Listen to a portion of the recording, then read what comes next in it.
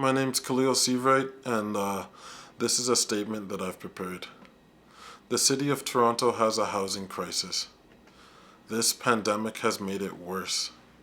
The shelter system has left many people with no options. With winter approaching, I knew that without shelter, people would die, as they do in Toronto every year. I started building tiny shelters so that some of the most vulnerable could have somewhere warm to go.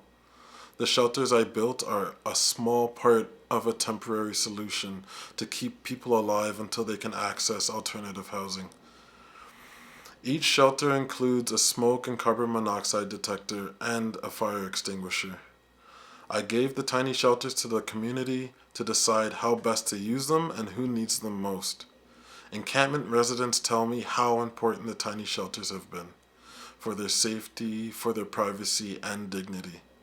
I hope there will be a day that the tiny shelters are no longer needed, but that day has not yet come.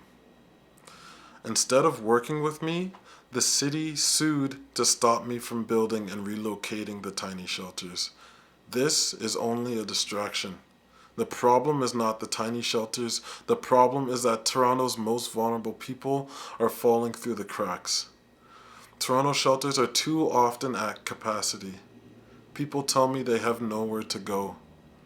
The money the city is spending to attack me right now could be put into safe housing for those that need it.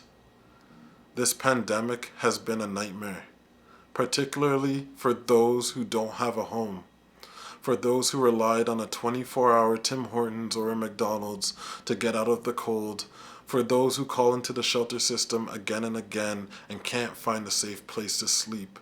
People who rely on the shelter system no longer trust it. The city's reputation is terrible when it comes to providing safe and available shelters. We need to work together to support our vulnerable residents. The city of Toronto should drop its application against me and focus its resources and efforts on what matters: getting people safely housed. It's February. The city should not be removing or destroying tiny shelters until real alternatives exist and COVID-19 is under control.